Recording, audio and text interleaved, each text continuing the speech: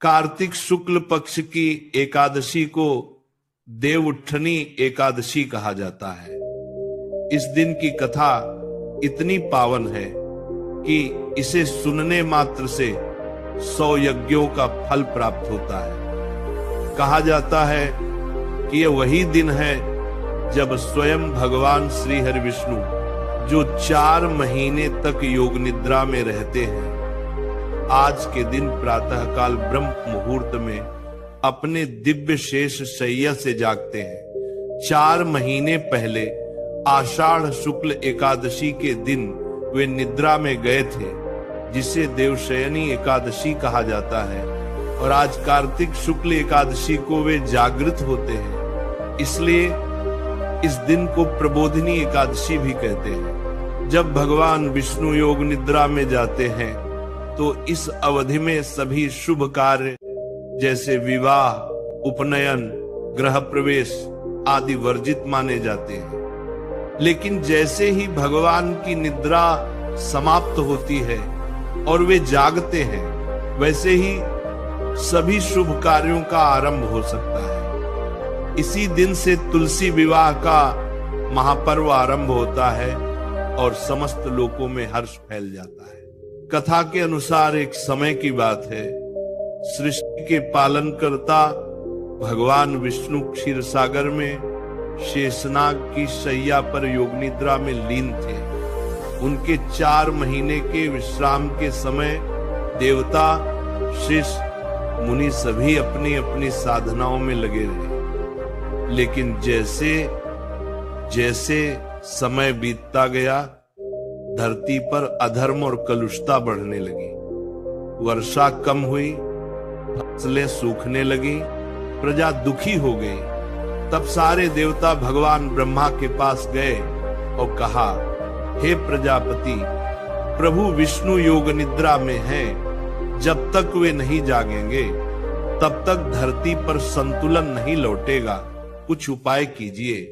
भगवान ब्रह्मा ने कहा, हे देवगण, कार्तिक शुक्ल पक्ष की एकादशी को प्रभु स्वयं जागृत होंगे। उस दिन तक तुम सब श्रद्धा पूर्वक प्रभु का स्मरण करते रहो, दीपदान करो और व्रत रखो। देवताओं ने आज्ञा मान ली और कार्तिक मास की एकादशी की प्रतीक्षा करने लगे। जब वो शुभ दिन आया, आकाश में सुगंध फैल गई, दिशाएं मंगलमय हो उठी, गंधर्व गान करने लगे और तुलसी माता के पत्तों की खुशबू से वातावरण हो गया। उसी समय भगवान विष्णु शेष शैया से उठे। उन्होंने अपनी आंखें खोली और समस्त सृष्टि में जीवन का प्रवाह फिर से शुरू हो गया। भगवान के जागते ही इंद्रदेव ने वर्षा की, धरती पर हरियाली लौटाई और मानवता के भीतर नई ऊर्जा का संचार हुआ। भगवान विष्णु ने माता लक्ष्मी से कहा, देवी, जो भक्त कार्तिक मास की इस एकादशी को व्रत रखेगा और श्रद्धा से मेरा नाम स्मरण करेगा, मैं स्वयं उसके जीवन से अंधकार मिटा दूंगा। एक पुराण कथा में आता है कि इस दिन राजा बलि के साथ भी एक दिव्य घटना घटी थी। राजा बलि अत्यंत पराक्रमी और दानी राजा थे। उन्होंने तीनों लोकों पर अधिकार कर लिया था, जिससे देवगण चिंतित हो गए। तब भगवान विष्णु वामन अवतार में प्रकट हुए, एक छोटे ब्राह्मण बालक के रूप में। उन्होंने राजा बलि से भिक्षा में 3 पग भूमि मांगी। बलि ने सहर्ष वचन दिया। भगवान ने अपना विराट रूप धारण किया और एक पग में पृथ्वी, दूसरे में आकाश को नाप लिया। तीसरे पग के लिए जब स्थान न बचा तो राजा बलि ने विनम्रता से अपना सिर झुका दिया और कहा, प्रभु, तीसरा पग मेरे सिर पर रखिए। भगवान प्रसन्न हुए और बोले, बलि, तुम पाताल लोक में रहो, परंतु मैं सदैव तुम्हारे द्वार पर रहूंगा। तब से ये परंपरा चली कि देवउठनी एकादशी के दिन भगवान विष्णु पाताल से लौटते हैं और राजा बलि से मिलने जाते हैं। इसी दिन देवता भी प्रसन्न होकर अपने अपने कार्यों में लग जाते हैं। इस दिन व्रत रखने का विशेष महत्व बताया गया है। जो व्यक्ति प्रातः स्नान कर पीले वस्त्र धारण करता है, तुलसी माता की पूजा करता है और भगवान विष्णु को गंगा जल, दूध, पंचामृत, पुष्प और तुलसी दल अर्पित करता है, उसे अक्षय फल की प्राप्ति होती है। कार्तिक मास में तुलसी का विशेष स्थान है। कहा गया है कि जहां तुलसी है वहां स्वयं लक्ष्मी निवास करती है। देवउठनी एकादशी के दिन भगवान विष्णु को पीले फूल, पीले फल, धूप, दीप और तुलसी के पत्ते अर्पित करने चाहिए। प्रातः काल स्नान कर व्रत का संकल्प लेकर दिन भर उपवास रखें।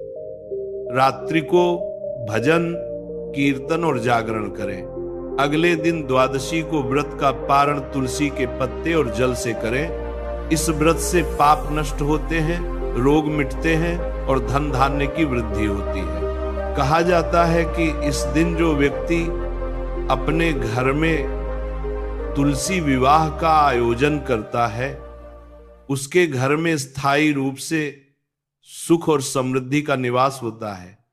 तुलसी विवाह भगवान विष्णु और तुलसी माता के दिव्य मिलन का प्रतीक है, जो इस दिन से शुरू होकर देव प्रबोधिनी पर्व की शोभा बढ़ाता है।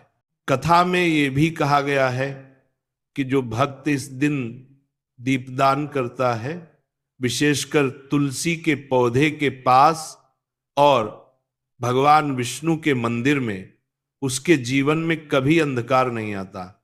उसकी वाणी मधुर होती है, परिवार में एकता बनी रहती है और व्यापार या नौकरी में उन्नति होती है।